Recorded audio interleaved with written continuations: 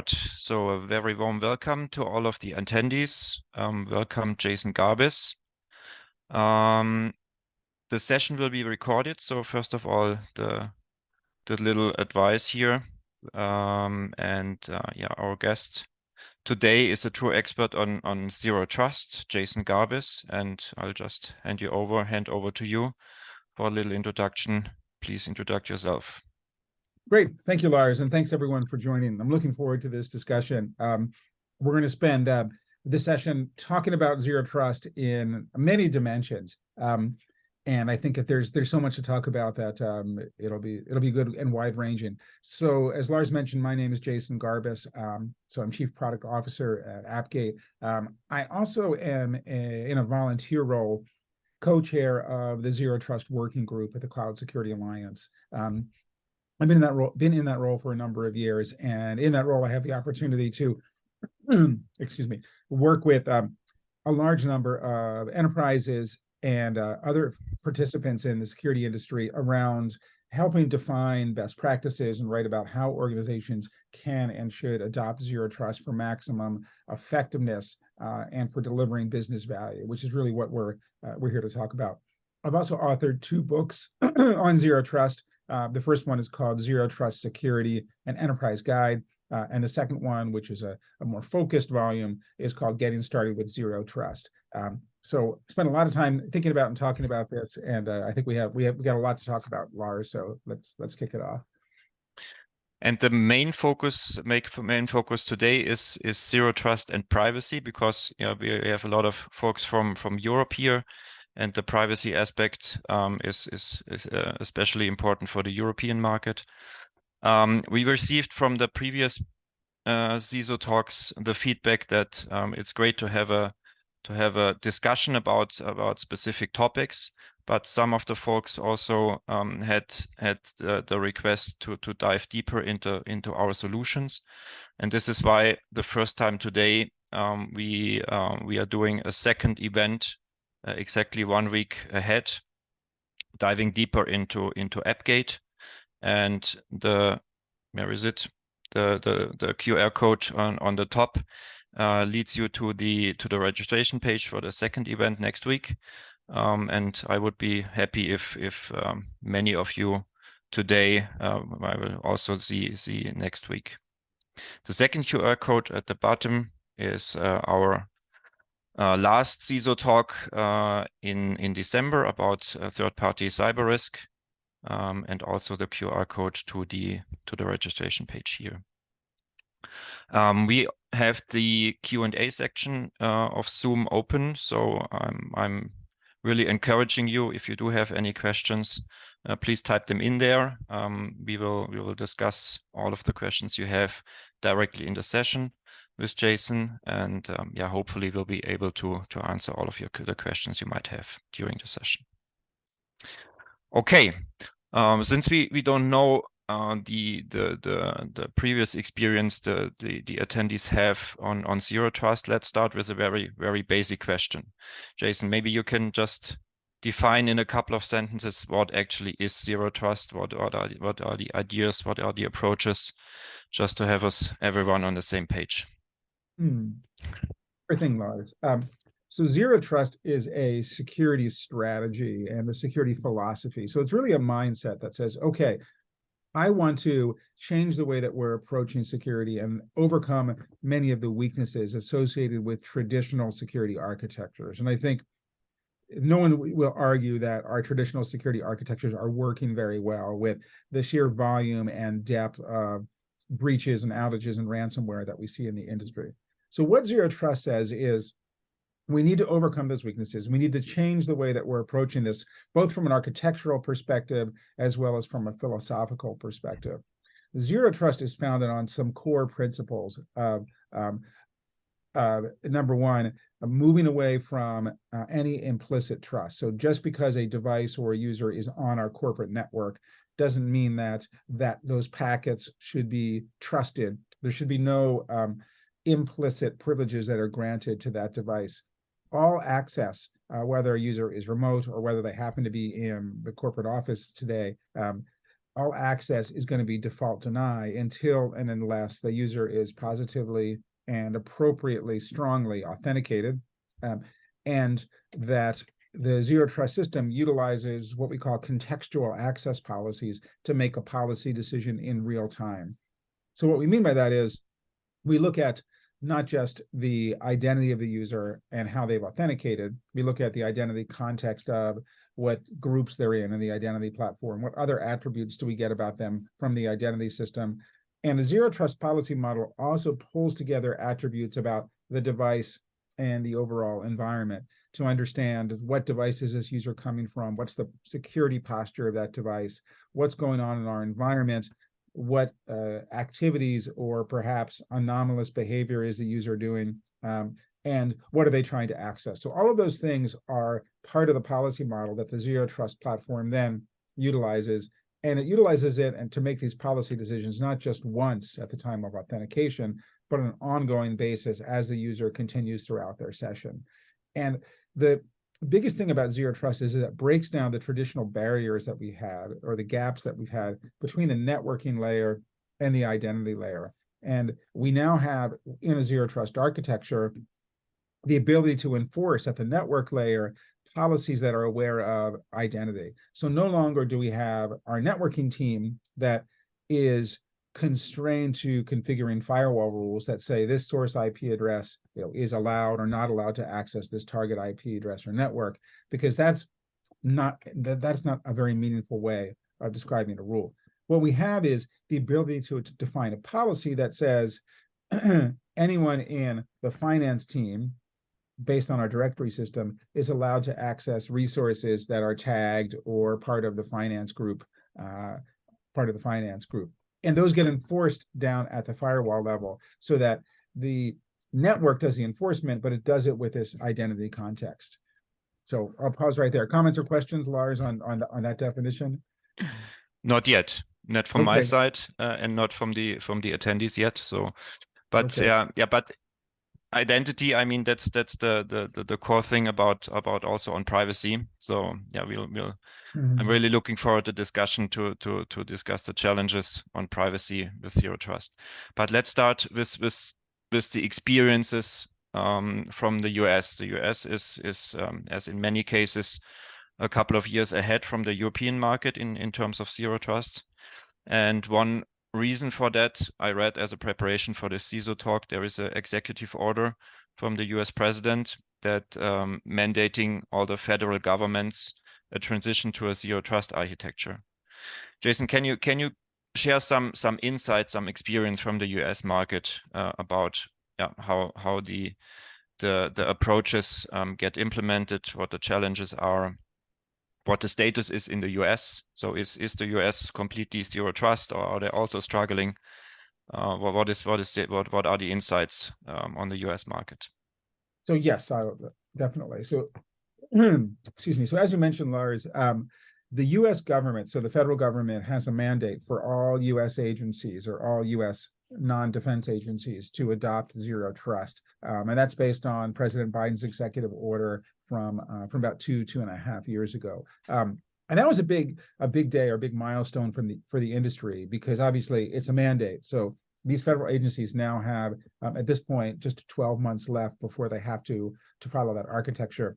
And that's obviously sparked a great deal of energy and investment time and money and things like that. But it's also sparked a whole set of supporting artifacts that are coming out of different areas of the federal government. The good thing about, about these artifacts and this work is it's all public, and it's very easily consumable, and it's also very applicable to commercial enterprises. So we have organizations like the U.S. National Institute for Standards and Technology, or NIST. So they publish some documents around this. They have what they call the National Cybersecurity Center of Excellence, or NCCOE, and they're doing some great work around zero trust architectures, where they built reference architectures and an actual lab implementation where they combine solutions from 15 different vendors, including AppGate, into this. And they talk about and show literally step by step in these documents how you can apply these solutions to meet these various use cases. We're also seeing additional work from CISA, the Cybersecurity and Infrastructure Security Agency. That organization has published now 2 versions of their zero trust maturity model, and a couple of documents around zero trust architectures. One is kind of the foundational one, and then they have a newer one that's focused on microservices or cloud native applications. And then finally, we actually have documents that are coming from the National Security Agency that's going in depth on zero trust. So far, they published 2 in-depth documents around specific zero trust pillars, one around the user pillar, the identity pillar, and the other one is around the device pillar. And there's going to be more coming from there. So all of this has made those of us in the US really, I've certainly been very glad to see the U.S. federal government taking a role here. And this is pretty unusual for them to do this in such a public way, and with such an investment of helping educate the industry. And I really give a lot of credit to the people who are leading that and helping make that happen. What we are seeing clearly is that this has spawned an investment of time and energy, and sometimes a little bit too much marketing from the security vendors around the world in order to latch on to that. But it's also sparked a lot of awareness and investment and prioritization by commercial private sector enterprises, not just in the US, but around the world. And I think that's good, because I really believe that zero trust is the best and most effective way that we have to approach cybersecurity today. It combines the things that we know that work around principle of least privilege and MFA, et cetera, but it also does it in a newer way that is more dynamic, it's more identity-centric, and helps us overcome the traditional weaknesses of the security architectures and some of the technologies that haven't worked for us. In terms of adoption, we're definitely seeing both the defense and the non-defense agencies within the U.S. embrace zero trust, and there are a number of fairly technical and fairly deep documents that kind of give them guidance for that. We're also clearly seeing private sector adoption of this. There's still a lot of questions in people's minds. I do a lot of kind of briefing calls and Q&A calls with enterprises, and some of them are fairly far down their journey. I'm working with one financial organization right now where they started their zero trust journey about 2.5, 3 years ago, and they wanted to do a checkpoint. And I was on the call yesterday with another financial institution that is really just getting started. They're trying to understand, what does zero trust really mean and how should we approach it? So we see people all over the place, and there's a lot of guidance around how to get started, and we can definitely talk about that a little bit later today. Perfect. So some are starting, some are close to the finish line. Yeah. If there is, you have everything probably in the market. Yeah. If you look. Yeah. Okay, perfect. So let's start diving into the privacy part of zero trust. So let's start on a general level. So what are the challenges in terms of privacy in a zero trust model? So how can we what has to be taken into account to protect PII in a zero trust architecture? So there's really 2 dimensions to this. So clearly, when you're an enterprise and you're a custodian or an operator on your clients' or citizens' data, you have to be careful about that. And zero trust, of course, helps with that because it provides a stronger level of security around who is accessing the data under what circumstances. And if you follow the guidance in some of the zero trust maturity models, what you're doing as you go throughout this is improving the encryption, the principle of least privilege in terms of who can access the data. You're beginning to apply things like tokenization, for example, around the data, and controlling who has access to that. And then obviously making your organization hopefully more resilient to data breach. So all that is good, and it will help improve security in general. I think the flip side of that is, of course, that security requires oversight and monitoring. And in fact, one of the core principles of zero trust is that the enterprise needs to monitor and log everything, right? We can say that in air quotes, everything. Obviously, as an employee of an organization, you have to expect that you're using a corporate issued laptop, they're paying you for your time. You expect that the organization is monitoring the network for security purposes. And that's the organization and the security team, of course, has to have a careful balancing act between what they're looking at and what they're not looking at. And this is a fairly well-known area where, for example, we fully expect that our enterprise is going to have in place some sort of secure web gateway to monitor our internet traffic. And the reason they do that is not to spy on us, but to prevent bad things from happening. We clearly expect and allow an organization to do things like, you're on a corporate issue laptop, we're not going to allow you to go visit a gambling site or a known bad site because we have to protect our enterprise. Now, clearly, a lot of people use their work devices for private things, such as, okay, that's fine, but I need to go to my doctor's website and set up an appointment or look at a lab report or something like that. And we expect that our enterprise will have some exceptions so that, number one, they'll allow that, but number two, they won't be inspecting that traffic. The general capability, excuse me, a general capability of these secure web gateway platforms to be able to exclude certain sites from inspection or login or things like that. Now, those things aren't perfect. And we know that, especially in the cases of logging or in troubleshooting or things like that, if there's an application crash, for example, there's definitely the possibility of PII or private information inadvertently being logged. We see that all the time, or leaked in the case of a breach or things like that. And that's just that's a risk that we take. Those are obviously not intentional, and well-operated enterprises will have structures in place to try to minimize that. The zero trust architectures do have some interesting aspects, and part of this is the fact that in some architectures, what we call the cloud routed model, the enterprise is not actually in control of how the network traffic occurs. So in one of these cloud routed models, if we're using this for private access into our enterprise, I'm in the US in the Boston area, I turn on my device, I will be connected to the local or the closest point of presence for that vendor, which will be probably in the Boston area. So my network traffic will go from my device to a Boston area server, and then that network traffic will then get transit the vendor cloud, wherever that is, and then go into the enterprise where I'm accessing this application. So what's happening in that case is, obviously, that traffic is outside of the control of the enterprise, and the vendor, the cloud operator, or security vendor, will generally have access to that in some cases. What AppGate does is it takes a different approach we call the direct routed architecture, where I'm not actually connecting to a vendor cloud. I'm connecting directly to an endpoint, what we call a gateway, that sits at the ingress point of the enterprise. It's secured and invisible to attackers, but it is under the enterprise's control. So in this example, the traffic is never outside of the control of the vendor. It goes from my device through a mutual TLS encrypted tunnel to the gateway and then to the enterprise. So it allows the enterprise to have a better level of control and visibility around where that traffic goes.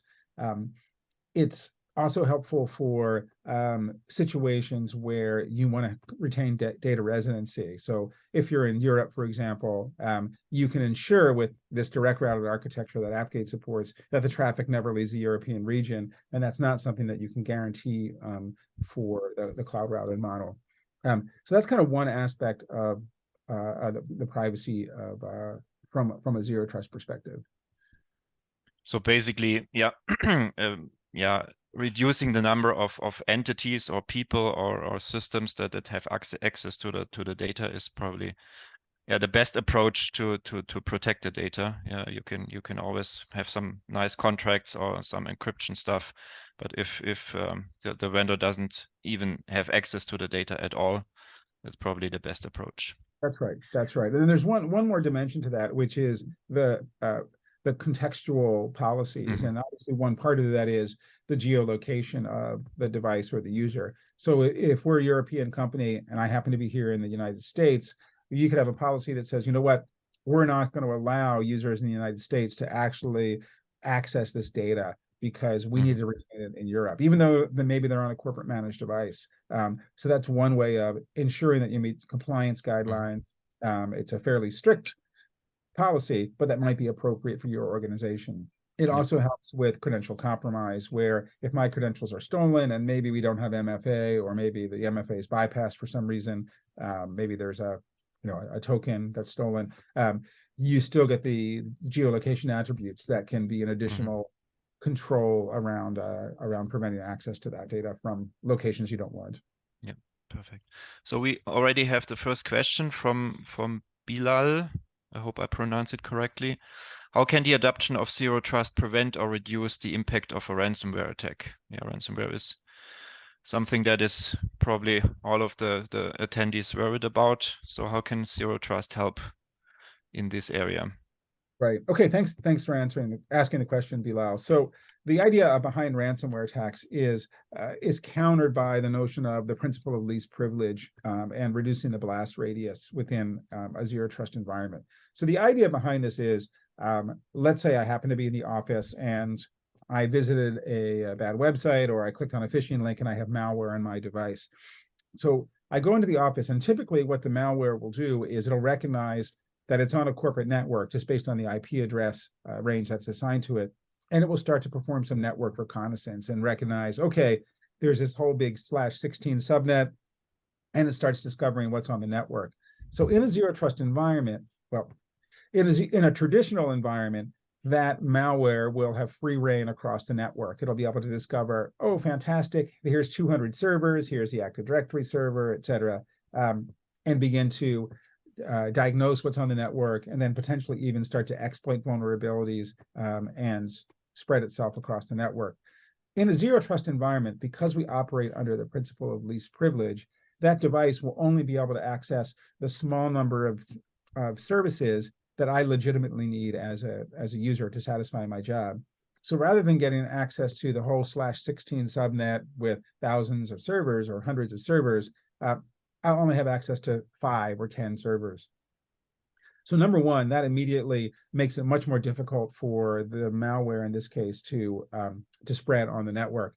And number two, because the system operates under a default deny model, it's very easy. It's much easier for a security monitoring solution like an IDS IPS, whether it's host-based or network-based, to see what the device is trying to do. Or the SIM would get logs fed from the zero trust system that says, hey, this device was trying to SSH or to do an Nmap, and it doesn't have permissions. We blocked it, but this is not expected activity.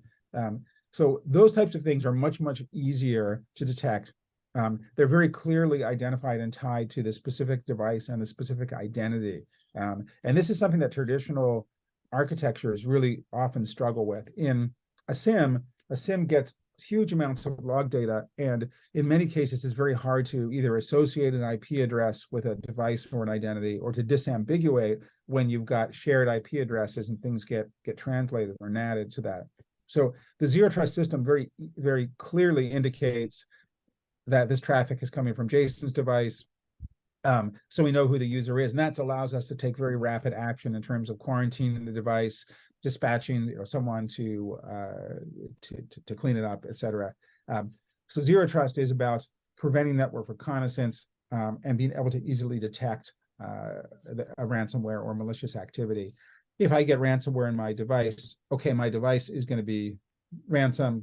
That's fine. We just destroy it, and then we get a new device. But the blast radius is limited, and then it becomes a much more manageable headache for me, but it's not a disaster for the whole organization. Yeah. Perfect. So I hope this will answer your question, Bilal. If not, please leave another question, and we will take it up. Okay, perfect. So I understood that you're talking to a lot of organizations on their journey to a zero trust model. Maybe you can share some approaches, some ways how to get started, because I would expect starting zero trust on a green field, on a blank field, is hard enough. But usually their organizations already have their infrastructure, have their approaches, have their applications and whatever. So what are the approaches you see in the market on the zero trust journey?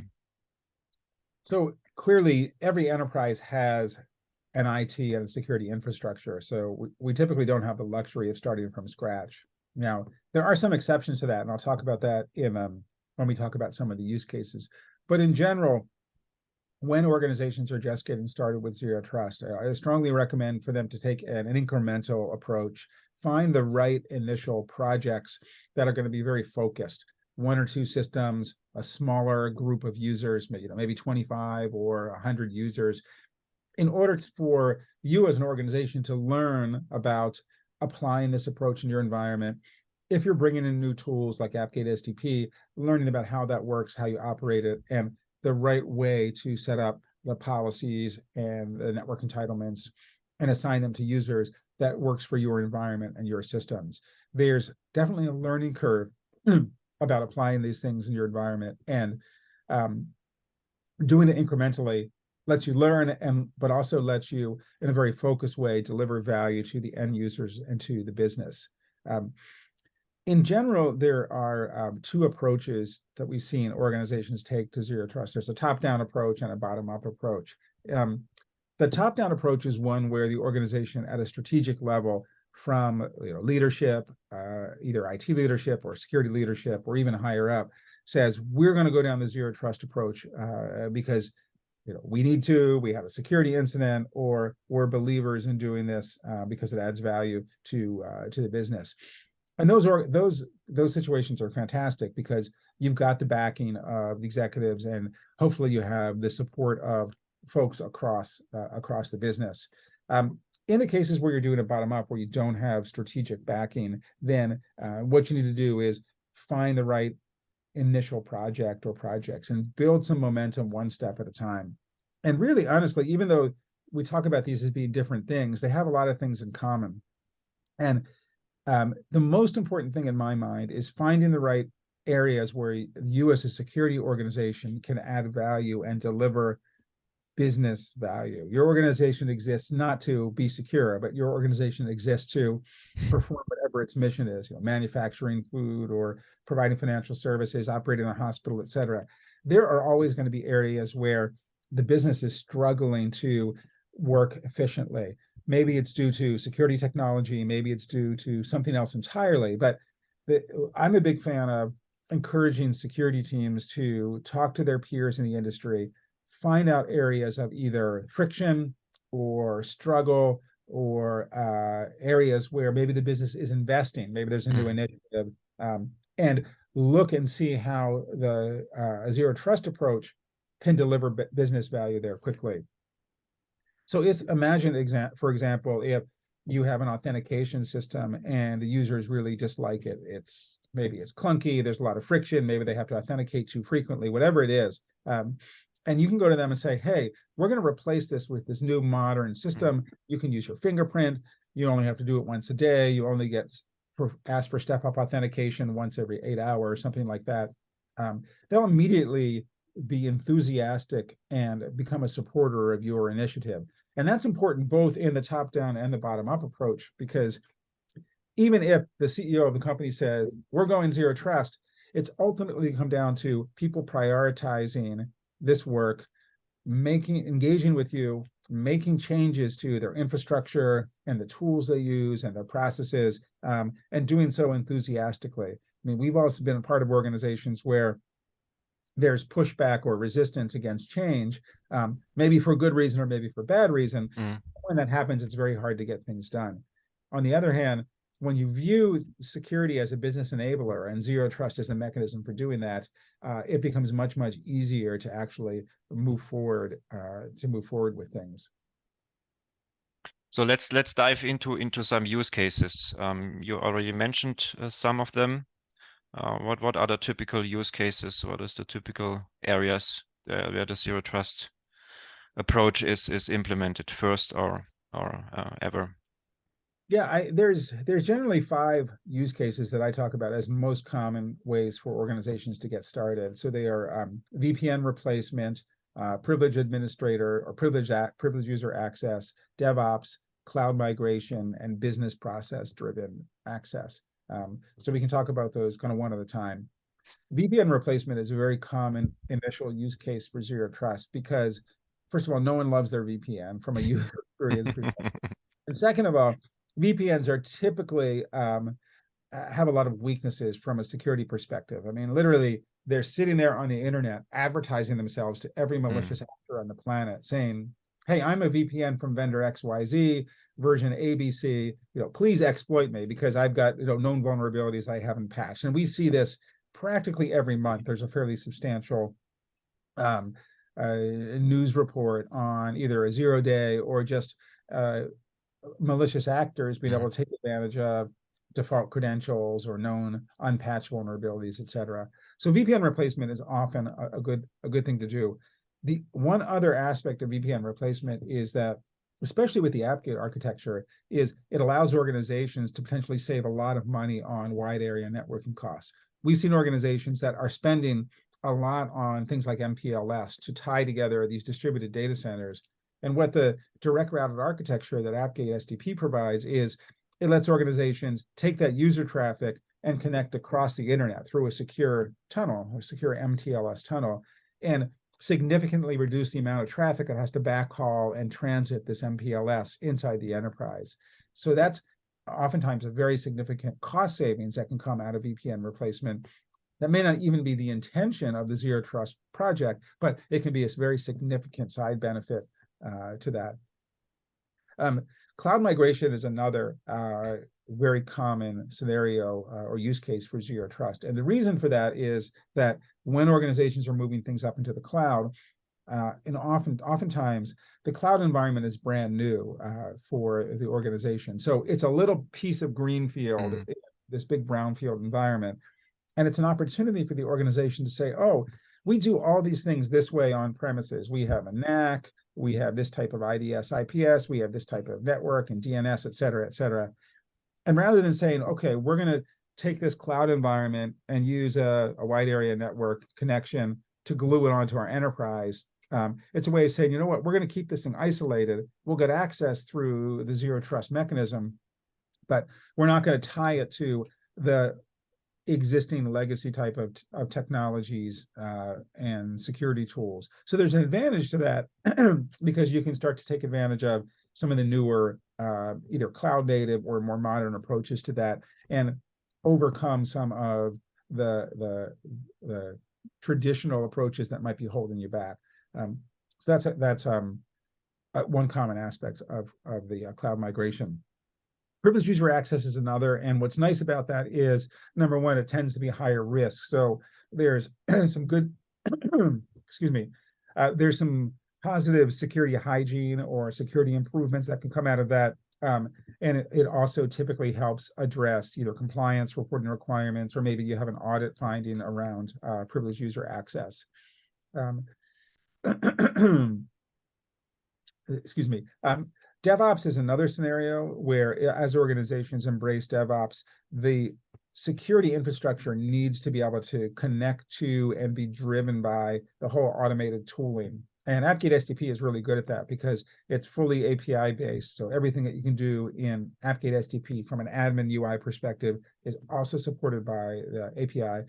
And AppGate SDP is also very highly metadata driven. So the whole notion of infrastructure as code and security as code can be exceptionally well realized inside of an AppGate SDP deployment because it can utilize service or workload metadata as well as user attributes inside the policy model. So it makes it really easy for a DevOps environment to embrace and have the security automatically flow and follow as a workload changes from dev to test to prod, for example. And then finally, the last use case is the business process driven automation. This is probably my favorite use case because what it's doing is it's tying together all these things. So we like to talk about the example of a service desk ticket or a help desk ticket being assigned to a system administrator. We think about a system administrator. Their job, of course, is to log into some server as a privileged user and fix something or do something. I got to patch the server. I got to fix this problem over here. And we need our system administrators to be fully productive. But on a day-to-day basis, we don't know which of our 2,000 servers they need to log in to fix. From a security perspective, we really don't want to give them access to all 2,000 of those servers 24/7. So what a Zero Trust model says is, great, I'm going to use your business process of your service desk ticket that gets assigned to an administrator. And only when a service desk ticket is assigned to Jason and it's open, will the Zero Trust system detect that and allow that network traffic to flow. So AppGate SDP has some nice integrations with some systems to do this, where I won't have access to a given server until and unless there's a ticket assigned to me that's in an open state and says, oh, Jason has to SSH to server ABC to fix something. As soon as that ticket is created, I get that network access. I check the ticket, I do my work, I SSH to that server, I fix it, and then I close the ticket, and that network access goes away. From my perspective, this is a thing of beauty because I'm fully productive, and it's completely invisible to me that after the ticket is closed, I no longer have access to that system. And it also encourages everyone in the organization to follow this business process, which is what you really want for lots of different reasons. So business process driven access is a great way to do this. And there's many situations where it can apply even outside of administrators, right? To end users or for people who are sharing access to data or applications or things like that. And if one of the attendees is really interested in seeing how this works specifically in AppGate, where is my finger? Here's the QR code for registering for the deep dive session exactly 1 week ahead. And yeah, you can ask any technical detail question you want if you're interested. Perfect, Jason. Thank you. One last thing we had in the discussion prior to the event today. You mentioned the maturity model. There are many maturity models in many new technologies, and I just learned that there is also a maturity model for zero trust. Maybe you can give an overview about the things that are covered in the maturity model and how it helps organizations to really implement zero trust. Yep. So there are many maturity models out there related to zero trust. The one that we in general has become the de facto standard comes from US CISA agency. There are others like the US Department of Defense has a maturity model, even the NSA has a maturity model, and of course, many vendors, analyst firms, and system integrators all have their maturity models. And it's not the case that the CISA one is necessarily better. It has been more widely adopted. I like it. I think it's not perfect, but it's a really good foundation. And the fact that it's become essentially the standard means that people generally understand it. So the way that maturity model is structured is there's 5 pillars and there's 3 foundational elements, what they call cross-cutting capabilities. So the pillars are identity, device, applications and workloads, networks, and data. And obviously those correspond to pretty significant area of security and IT functions. The cross-cutting concerns are visibility and analytics, automation and orchestration, and governance. Again, 3 things that are important. Those 3 things are definitely woven into each of those 5 pillars, and they're also, to some degree, independent. So what the system maturity model provides, and I certainly encourage everyone to, you can download version 2, which came out in April of this year. There's a lot of depth to that. So within each of the pillars, what they do is first of all, they define 4 maturity levels, starting at traditional and then going up through initial, advanced, and optimal. And for each of those 4 maturity levels at each of the pillars, they define attributes or characteristics of the organization that you can expect.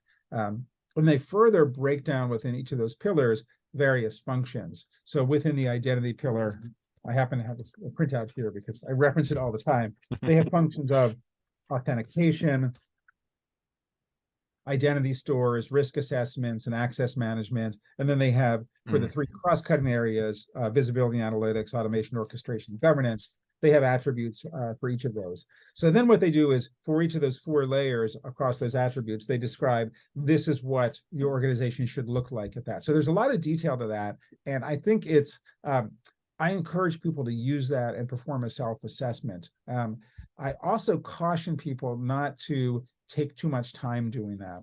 And the reason is that I've literally seen organizations take over a year to do this self-assessment. Now, granted, this is a very large airline here in the US, but and you can imagine in organizations with tens of thousands of people, you could spend a year really doing a very deep assessment on this. And that organization got a lot of value out of it, but it took them a year. I really encourage people to take a couple of days and do this in as lightweight a way as possible. Obviously, you want it to be thorough and accurate, but understand that this is something you really want to accomplish in just a handful of days. And that will really give you a good broad view of where your organization's strengths and weaknesses are. Hey, we're mature over here. We're not so mature over here because we haven't invested in this. And that's a really good starting point. And maturity model is also useful as an ongoing measurement of, hey, great, in the last 6 months, we improved from initial to advanced over here. And we improved from, and we're planning to improve from advanced to optimal over here through this type of initiative or this investment. The only caution I would give is to remember that our goal as security organizations is not primarily, I should say, our primary goal as security organizations, should not be to move up the maturity model. Of course, we want our security to improve, but our primary goal needs to be enabling the business to securely adopt technology and securely operate. And the byproduct of that, or a secondary benefit, is that we're improving our maturity. So moving up the maturity model is great. And there will be projects that are narrowly focused on and only deliver security value and not business value, right? Those are important and they happen, but our primary focus needs to be what can we do to securely enable the business to be more efficient, to enter new markets, to address problems and things like that. So that's one of the things I don't like about the maturity model is it sometimes gets people a little bit too oriented around, hey, we're going to measure ourselves in the maturity model. When we move up, we're going to have a pizza party, versus how do we deliver value for the business and get the business to understand that we're trying to enable them. Yeah. But from other maturity models, I see that the maturity model is very specific, very detailed. So it can also help to make sure that you're not forgetting areas of zero trust or whatever it is to address and just get lost somewhere on the journey. How is your view on that one? So helping to define the journey, to find the way. So the maturity models are broad. I mean, the pillars that I mentioned of identity and device and networks, applications, workloads, and data, that obviously is a pretty broad set of things. And you could certainly view everything that IT does and that security does under that maturity model. But the maturity model is also incomplete. So for example, it doesn't talk about data backup and recovery. That's one example. I'm doing some research right now around that, but I'm going to publish later this month on that. There are other areas where the maturity model is definitely not complete.